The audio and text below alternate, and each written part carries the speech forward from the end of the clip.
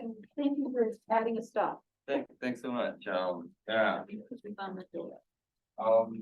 I'm gonna talk about perhaps like a little bit of the situation of HIV in Cambodia and mostly on what KHANA been doing.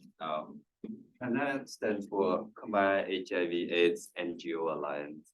It's one of the leading local organization working through several community-based organizations to kind of support the so-called key HIV population. And I'm now based at Southfield School of Public Health, but I still lead the center called KHANA Center for Population Health Research. Yeah, we have hosted many students from the school actually as part of the global health program. We also host students, many students from Touro University, California, where I am today, Adjunct professor. So most of the work today is gonna be something that I have been proud of being part of KHANA that has contributed substantially to the success of HIV programs in the country. So a little bit of HIV epidemic in Cambodia and the current kind of challenges we have been facing, particularly among vulnerable and key HIV populations. In Cambodia, I think it's quite similar to most of the country. Key population referred to in Cambodia, we call them female entertainment workers.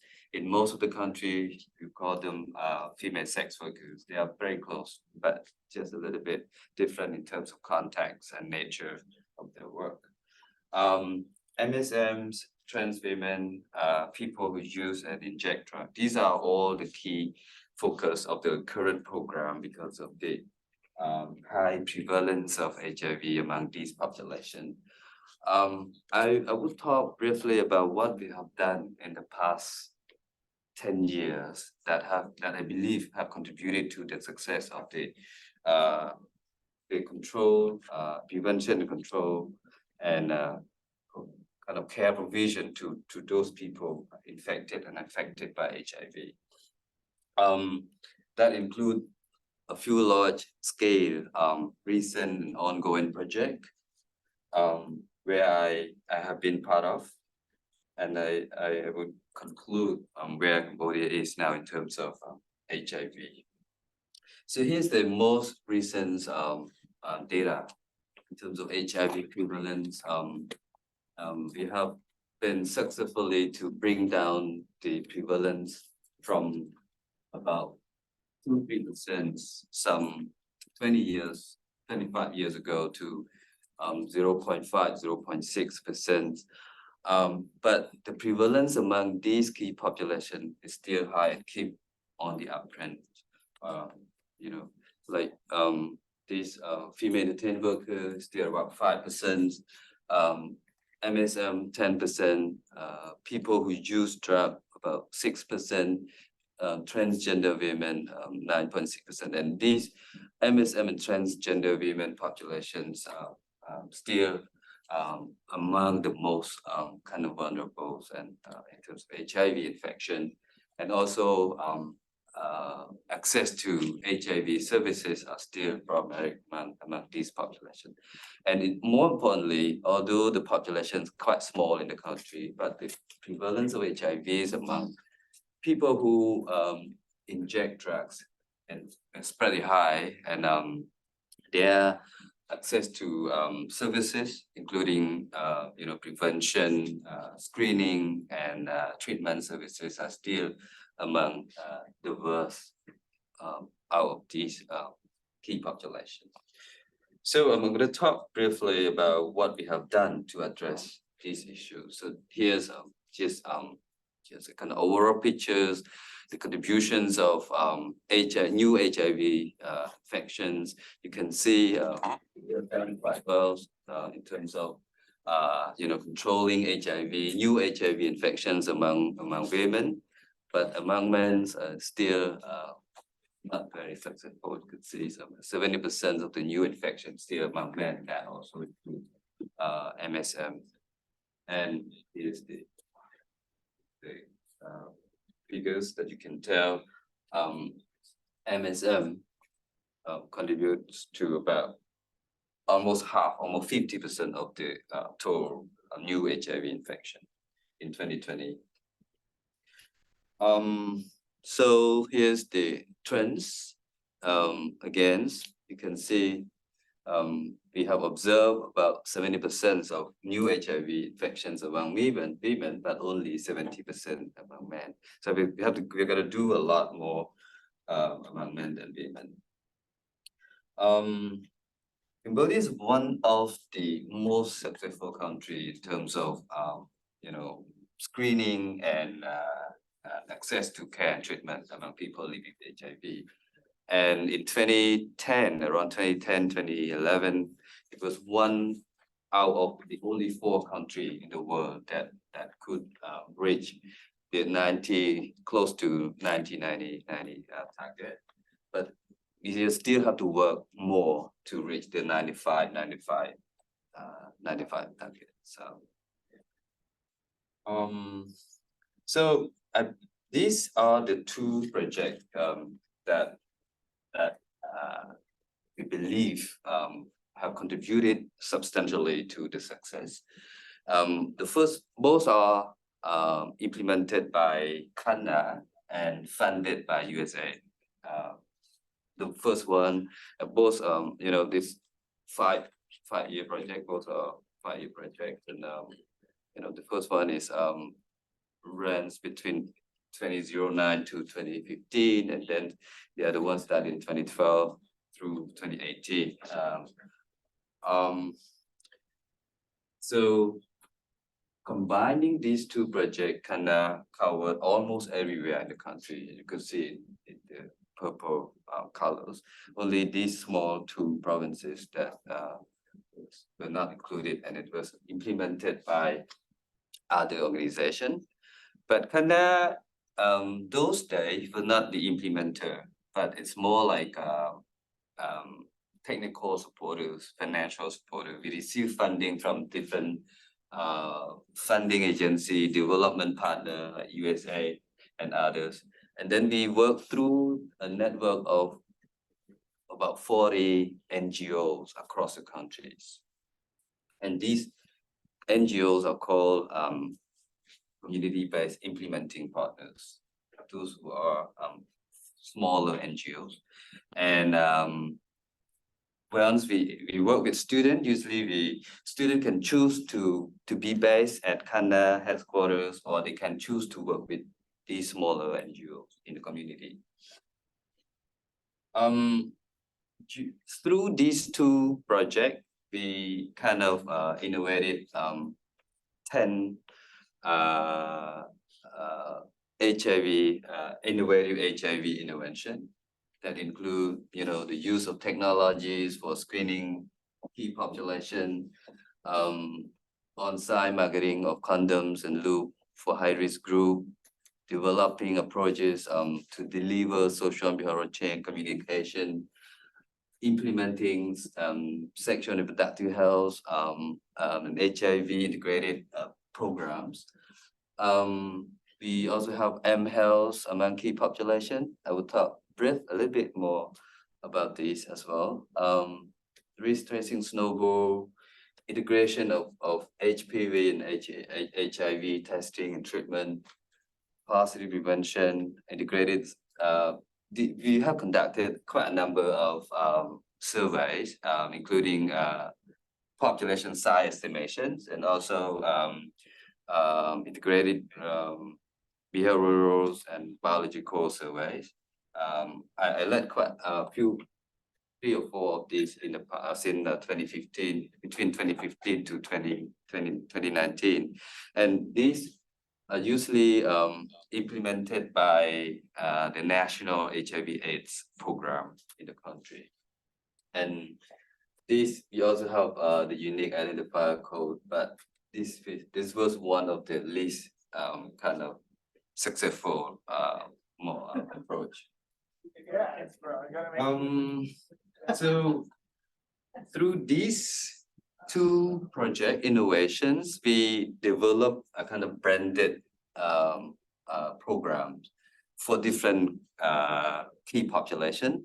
For example, we have Smart Girls for female entertainment workers. We have M-Star for MSM. And we have Sresra for transgender women. So Sresra is a local language, means pretty good. So that refer to female transgender women. And we develop Facebook pages, websites for these specific key population so that they can access to information, they can communicate with their peers, outreach workers, they can contact through hotline or chat lines to reach to their peer outreach worker if they need services or escorted referral to services. Here are some community-based activities. They have like community-based. Most of these people, outreach workers, are also for female entertainment workers. They are their peer or former female entertainment worker. So let me explain a little bit about female entertainment workers. When I talk about it, usually people kind of like confused about who they are because it's a bit kind of like unique to Cambodia. I think I have heard some perhaps a program called the same like female entertainment worker in Thailand, in Singapore. Later, these days they also use the word female entertainment workers. So female entertainment workers include women working in different kind of entertainment establishments such as karaoke bar, restaurants, or nightclubs, massage parlors. And we call them entertainment workers because not all of them involved in sex work, but many of them involved in kind of indirect sex work. So we call them like direct sex worker and indirect sex workers. But later on, we agreed that we use a kind of umbrella population, calling them female entertainment workers. So that to some extent reduced a kind of like stigma or discrimination among them. So we have this kind of drop-in center for female entertainment workers. They can go there, they can chat, they can even get HIV, STI testing for free. They can get some like small like minor makeup services from their peers there. They can receive kind of training, some basic training for like life skills training.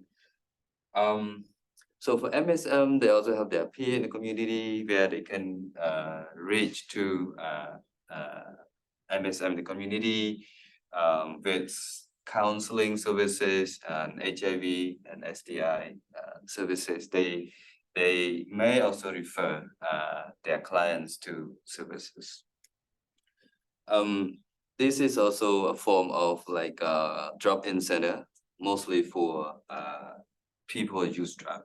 And many of them are homeless because they are outside of the house, of their home, and then they become homeless. They can come there to kind of have fun with their peers. They can even come for the drop-in center to take naps, to some small snacks, or they can take shower. Can also have HIV testing or access to condoms or lubes as they need, or they can also access to what's it called, NSP, the needle and syringe exchange program. They can get those kind of supplies as they need. And now this still active now. We have a kind of mobile van where MSM or drug users may come. Usually, this kind of night shift band, so they can come at night because of stigma, discrimination, or they might think themselves illegal for drug users. So they may come at night. They can come to get counseling and HIV testing. They can get condom, lube, or some others supports. This is one of my main project. Also implemented by our center at KHANA. It's called the Mobile Link, and this is a project we collaborated with TUC, the Touro University, California. That even Pamina never heard of it. I'm sure it's a great. Yeah, but we have a lot of students from Touro to KHANA every year. Before COVID, we hosted about 20 students, and we also hosted student kind of remote internship during COVID. So this mobile link is a 3-year project funded by Initiative, which is a French government agency. Before it was called 5% Initiative, that kind of support small operational project that complement the global fund. So they cover HIV, TB, and malaria operational research, because global fund does not support research in general. So French government keep 5%, now they increase to 7% of their contribution to the global fund to support kind of side project that would complement or inform the global fund supported programs. So we use mHealth's approach to reach female detained workers with information, and if needed, we also link them to existing care and support services such as HIV and STI, sexual reproductive health services, gender-based violence, legal aid as needed, substance abuse. Female detained workers are exposed to high gender-based violence that include forced drinking or drug use at their workplace. So, and they also are the women's health issue. I'm going to talk a bit more about it. We have already published the end kind of end-line evaluations. You can have kind of further information from the papers. So the objective is to develop and implement and pilot the intervention by through kind of we conducted a series of kind of formative study, such as participant observation, focus group, connective pilot interview, and then we developed the mobile link, implemented it among female detained workers in 3 provinces. And the aim is to evaluate the efficacy of the intervention in providing these kind of services and linking them to care services. So we also conducted qualitative kind of evaluation to assess the acceptability, effectiveness, and feasibility among other key populations other than female detained workers, and through different approach, with key stakeholders on the ground. Here's how the program looks like. So we spent about 2 years for the formative studies. And then after having the information, we developed the intervention and piloted it in the population to assess the acceptability and feasibility. Then we received funding from L'Initiative and expertise firms. And we have identified quite a number of health issue that had not been kind of focused or emphasized in the routine HIV program. So we thought of at the beginning, we thought of HIV STI, the kind of like traditional health issue among female detained workers. But through our conversation with them, we found that many of them thought they had sufficient information and access to services for HIV, STI, and sexual and reproductive health, which was the focus of the national program. And we found that they raised other health issues that had not been addressed in the routine community-based intervention, such as gender-based violence, including physical, sexual, forced drinking, emotional abuse, etc., at the workplace and also in the community.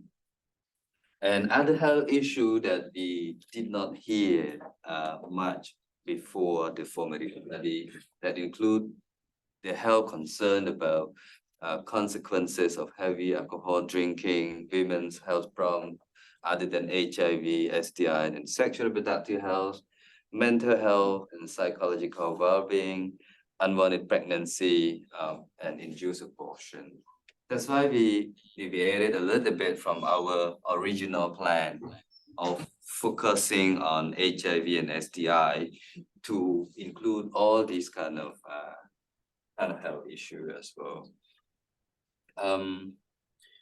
These are the key findings from the formative study. As I mentioned just now, their health priorities included gynecologic issue and other than HIV and STI. And there's a lot of misconceptions around the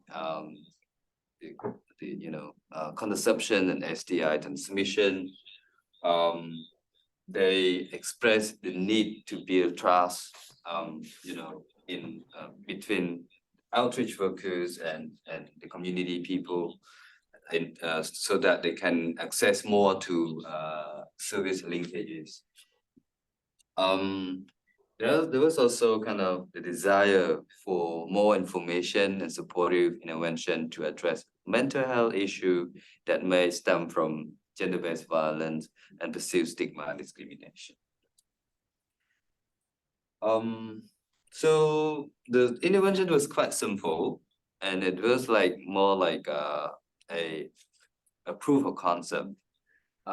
We sent out 2 messages per week. Participants can choose to receive either SMS or voice messages as they prefer. And these are the kind of sample. We through the formative study, we developed about 600 messages, but in the intervention, we included only about 200 messages. So they receive this kind of information, and then they can choose to receive more information or to receive kind of escorted referral to services, but through their community-based peer outreach workers. And yeah, this is how it looks. They can access, they can meet their peer in person, they can even get HIV testing on the spot if they like, and or they can be referred to other services such as legal aid or other supports they need. So it was a randomized control trial conducted in 5 cities in Cambodia. We collected baseline, midline, and endline data. Actually, this is the original plan, but it was the project ended around in 2020 when COVID started, and we had a lot of challenge during that. I will talk a bit later why and what we found and why we ended up those kind of a bit disappointing results of the intervention. So they received 60 weeks of messages from the mobile link. And here, look, this is what we did for the control arms. And we measured different primary outcomes such as HIV testing, STI, condom use, contraceptive use, and secondary outcomes included contact with outreach workers, use of escorted referral services, forced drinking at work, and gender-based violence experience and attitude. Sian, can I ask you a little about it? Did you incentivize them to respond to the messages or anything like that?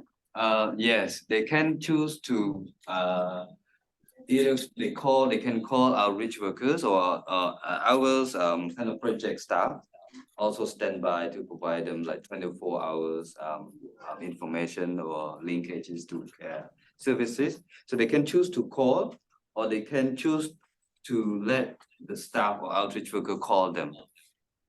But did they get something for answering the message? Answering they got only you mean the outreach worker or people? Oh, participant, A participant, they can get free services. only free, but no, like, to respond to a text, did they? No, they did not receive that, but they receive only the token or incentive when they participated in the survey. In the survey, okay. Oh no, they receive I think very small, $1 or something like for like data, so that they can use their smartphone, Okay. their mobile phone to contact. Some small money, I forgot, $1 or $2 per month or per week. But some small data they receive so that they can use it to contact outreach workers. So we did not find any significant changes in primary outcomes that, such as we expected the intervention would increase HIV testing, STI, or others as listed just now. But we could see the changes, the improvement in terms of the linkages to care services. And reduce forced drinking at work. But we got kind of like overwhelming positive responses from the women and stakeholders in terms of Hello, my dear. other than the quantity Mm-hmm. outcomes. So all the participants agreed that the mobile link program led to increased perceptions of health knowledge, increased He's going to check. confidence and bravery to take He's also checking control of on their your sheet health, information. prompting to And then we'll- participants to get access to health services, and they easier to reach outreach worker through those kind of like platform. Here's some like quote from the women, from humanitarian workers. They believe the mobile link helps them learn the prompt about their health that they were curious about by reading the text messages, and it was helpful for them so that they did not have to go to clinic to get those kind of information. They can get online or over the phone counseling from their peers or outreach workers. So they once said because of the mobile link, she had to change their daily life. They had to talk to the partners, and they had to talk to the clients directly when it comes to sexual contacts, or they can ask, they believe they were in a better position in terms of condom negotiation, for example, or refusals once they were forced to drink at work or to use drug at work. One said the mobile link offered them knowledge, which pushed them to think more about their health, and then they were brave to go to the health providers alone, but before they gotta go through their peers or outreach workers because of the kind of like the fear of discrimination at the health facility. So they are more empowered to access to services. She felt good that the mobile link educated them to practice hygiene and protect themselves, which was not much kind of included in the traditional HIV program. So from the stakeholders, many agreed that the mobile link has many advantages and is well accepted by the stakeholders from the community to the national, international, and even among donor agencies or development partners. The perceived benefits include the ease of use, knowledge gain, linkages to services, resource efficient reports, with some establishment owners, and the relationship between field outreach workers and the beneficiary, and increase the humanitarian workers motivation to access to health services. And it's also they receive strong, the mobile link receive very strong political support. The national program, because this is they was involved kind of technologies component. So we work with not only health program, but we work with Ministry of Telecommunication and also Ministry of Women's Affairs, because it involved gender-based violence and stuff. And all agreed that although we did not see quantitative significant outcomes in the quantitative component, but they believe it would be beneficial for the community if we extend the intervention and if we take so these are the limitation believed to kind of reduce the impact of the program. Too short intervention, and somehow it was interrupted by COVID. Very high loss to follow up, which is very kind of common once we work for with humanitarian workers. They move around a lot. Actually, we plan to have kind of cluster randomized control trial, but in the end we could not do it because they move. Like this month they work for one entertainment worker, this karaoke bar. Next month they work to others. So it was very difficult to keep them in the program. So by the midline, about 40% of them was lost from the program. And yeah, high movement between venues among them, something that just talked about just now. But there was kind of balance anyway between the study arms at baseline, and both primary outcomes and secondary outcomes.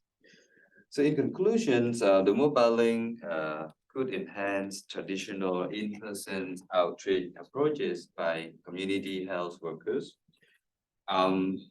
Replication of messaging services could benefit from qualitative research to inform adaptation. So we all agreed, including the funding agency, the initiative themselves, USAID, and also the national program agreed that our participatory approach to develop the intervention with the strengths of the study, because we heard the voices of female entertainment workers themselves about the health issues to be focused on.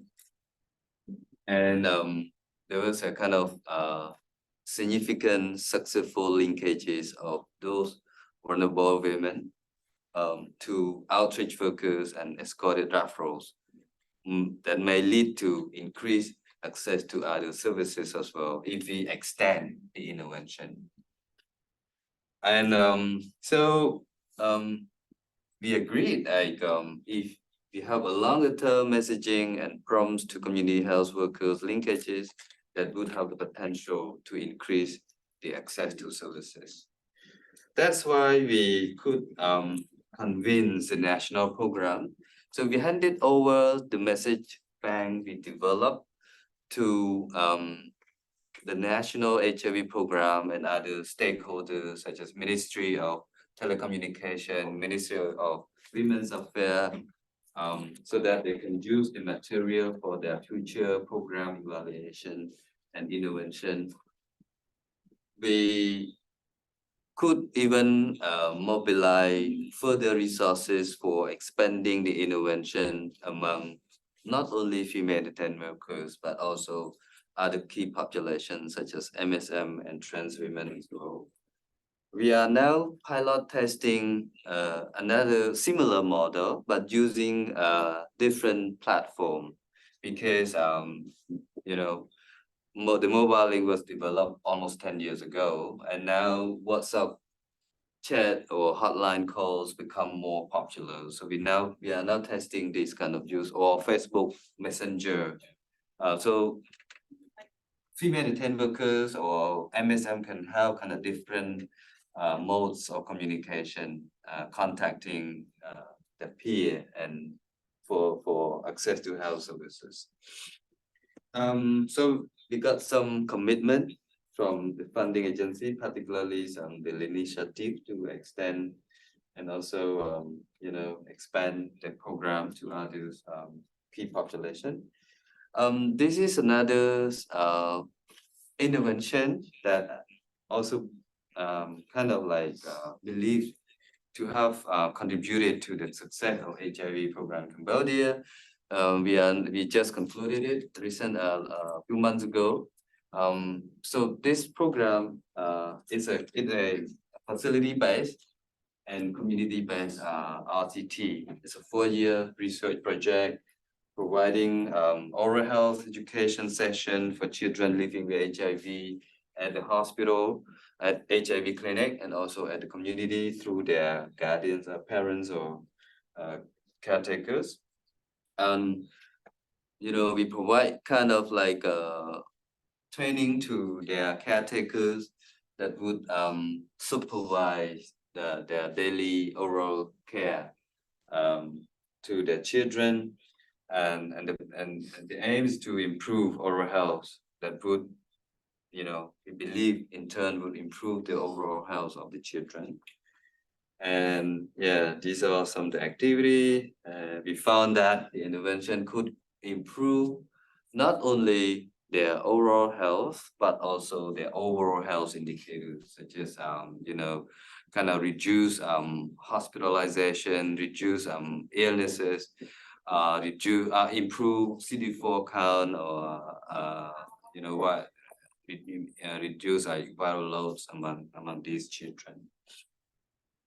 And also nutritional status was also improved. This is ongoing project. It's also one of our community-based implementation research. It aims to bring ARV closer to people living with HIV in the community, particularly those who are stable. So they don't have to go to HIV clinic monthly or bi-monthly like before. That way, we can, we can reduce the burden, socioeconomic burdens on people living with HIV. They have more time to work. They can reduce their expenses for transport or for travel to health clinic that can be far away from their community. And they have opportunity, more importantly, they have opportunity to meet, to get together at least monthly in their community to share their life story, to kind of establish some sorts of like community-based program to improve their socioeconomics, such as they have like village bank and loan. They can save, they have a group saving, they can support their community member. That way, we believe that would improve their socioeconomic condition, also improve their social and emotional well-being, reduce stigma and discrimination in the community. And not only that, we also believe that sorry, I didn't include in here. We also believe that it would you can read the here the protocol. One of the main outcomes indicators is the reduced workload of healthcare providers so that they can improve their services to others unstable people living with HIV, and that also improve the mental health and well-being of healthcare providers as well. We have a question Yeah. from the chat. Mhm. So the question is about the mobile program. We have a question, if using this program, are there any kind of concerns from all the female entertainment workers of their own privacy's health? I'm not sure, if you want to unmute the person who asked this, Bana Solomon, and ask it a little clearer. I think you understand? I got the questions. I try to perhaps I try to answer, and if I do not answer the question, they can repeat Okay, perhaps how's that? their question. I believe this is a kind of common concern because you know I think the more concern perhaps among those who do not have, who share their phone with their family, with their partners, and also with their even their like co-workers. So that may affect their privacy, and that was raised by the women as well. But you know, it depends on who they are, because female entertainment workers are from different background. Some are very marginalized, such as street-based sex workers in Cambodia are mostly very marginalized, and they may not be able to afford their private kind of like their own their mobile phone, so they may share. So that can be something of challenge as well. And once it's come to contact with their peer or outreach workers, it may also affect their privacy, but they have a choice to go by themselves without kind of escorted referrals. And but the outreach workers can kind of link them up to health facility by calling to the provider saying that someone gonna reach you, and these women are from you know, our project. So they can even hide their kind of background. They don't have to disclose their identity as female entertainment workers. So we understood that, and we try to kind of like protect their privacy as much as possible. But we agree it's not you know, we cannot 100% ensure that their privacy are protected. But we have done our best, I believe. I hope I answered to the question, but you can clarify if not.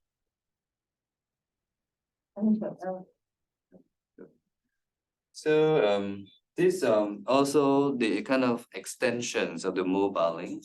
We receive a small grant from the World Bank and the the World Bank group, and what's it called? Sorry, my brain's very weak. Gender-based violence research initiative. So they jointly fund our project called the 24-hour chat line for GBV response. So because GBV was one of the kind of major concerns among the women, so we used that opportunity to focus only on GBV and to pilot test the different kind of methods other than SMS and voice messaging and hotline call. We still use hotline call in case of need, but the main communication was Facebook messengers and WhatsApp chat. But in case of need, they still can call our 24-hour standby staff to get more information or to get more support to link them to services, not only health services, but also legal aid or other protections through authorities or through Ministry of Women's Affairs.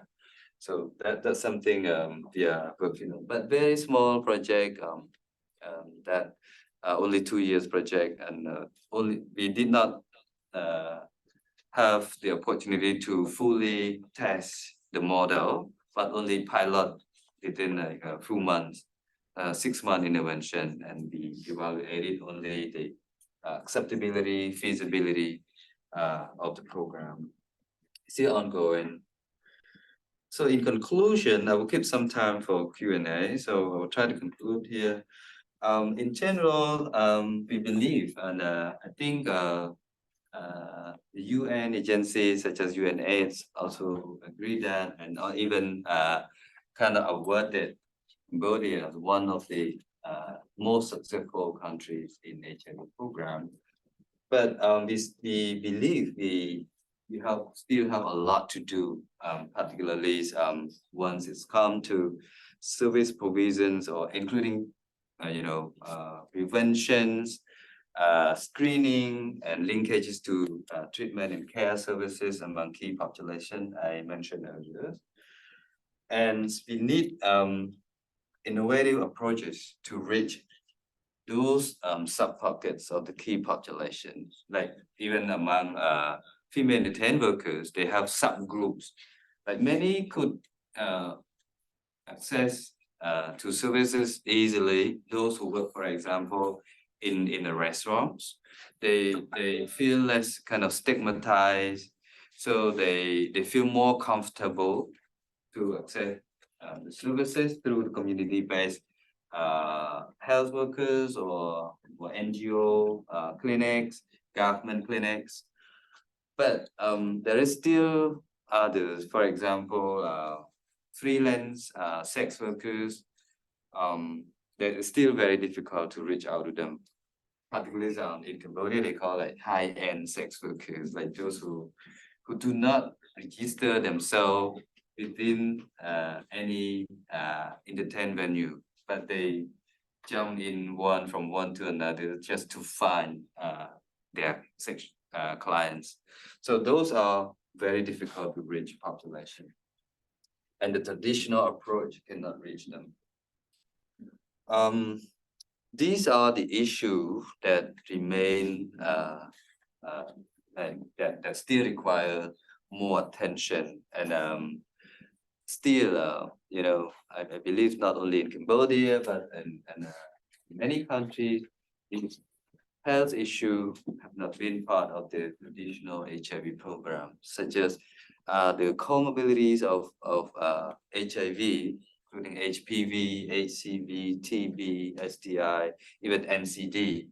We have evidence to show that NCD is one of the major health issues, but I have not seen any program that address NCD among people living with HIV, at least in Cambodia or in the region so far. So we need more support, a bit more attention.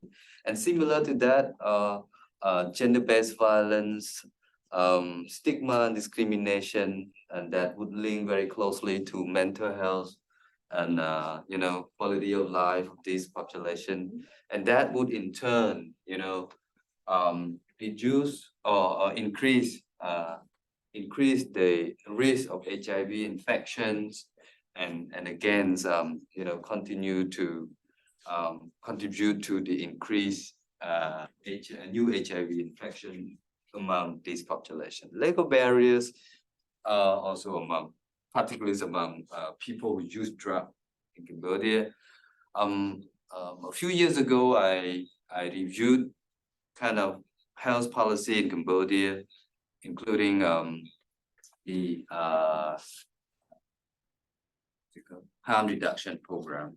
We could see a lot of discrepancy between the law and the kind of implementation of the law or policies in the community that in general are meant to support the community, but the interpretation of the laws are very different, and they, those kind of key and marginalized populations, such as people who use and inject drug, or LGBTI population, the sufferers from those kind of law enforcement. And there is a law enforcement, there is a community, what's it called, village and commune safety policy. So while harm reduction program try to support this community, the laws and the policy try to remove them from the community. So that those are the issue. Those are the main barriers in terms of access to of the program to the community, and also from the community to services. I would pause here, and I would be very happy to receive question. Sorry, we have only 5 more minutes. 6. Because these are our collaborators and funders for HIV programs. We work very closely with the Global Fund, Ministry of Health, National HIV Program. This become one of our major funders, the French initiative. USA is support us a lot in terms of innovation, community-based innovation. The World Bank, this is SVRI, Sexual Violence Research Initiative. Okay, any questions? We have a few more. Very nice presentation.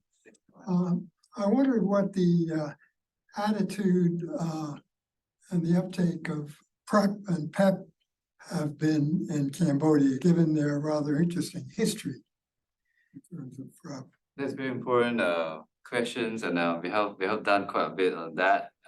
We are still working on to kind of expand the access to services. So there's a question this day. PrEP has been provided for free with support from the Global Fund and other partners.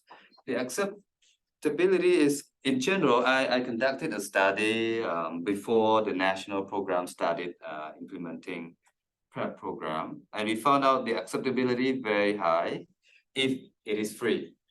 And there are still the issue of access.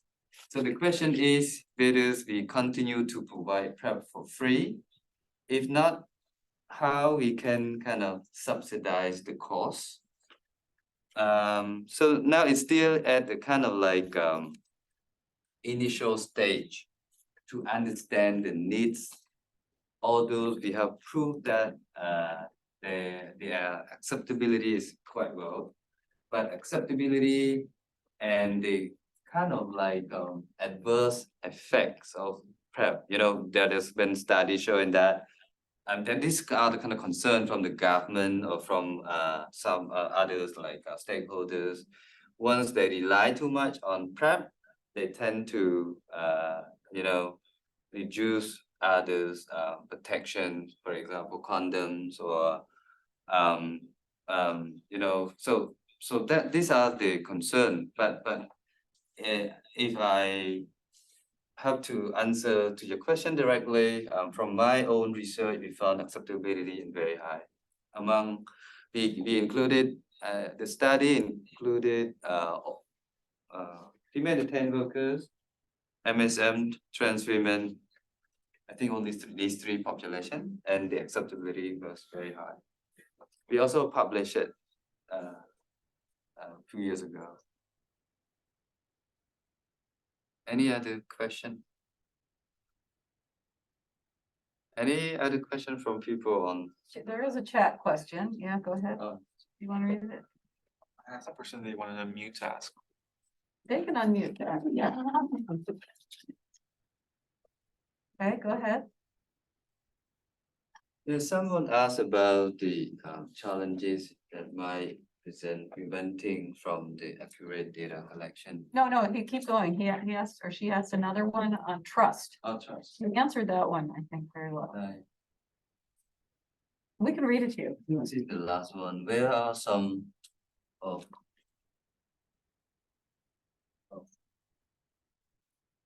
no other question?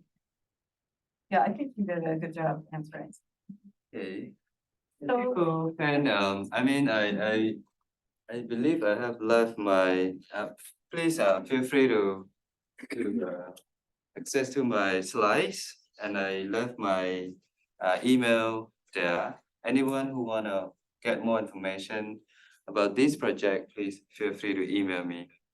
And in terms of the internships and students, are there still opportunities with KHANA? We've had other students do some interesting internships there and collaborations, but I think Shrimon might have done one. I think she came as a student first, but she was Khmer, so that was a little different. but- Yeah, I think we still have, I'm not sure this year, Okay, if any student from the school have contacted Okay. our team there. But every year we update the flyers, the Okay. information, on the website? including our ongoing project on the website. Okay, And yeah, you can get information there and contact person. Not sure if I'm still the contact person. Okay. Yeah, because we have Sawanari. He Oh. used to be a fellow here before. yeah. that's part of our He's in charge of that. He is, okay, so we He's can reach out. the focal person at KHANA. Okay, great.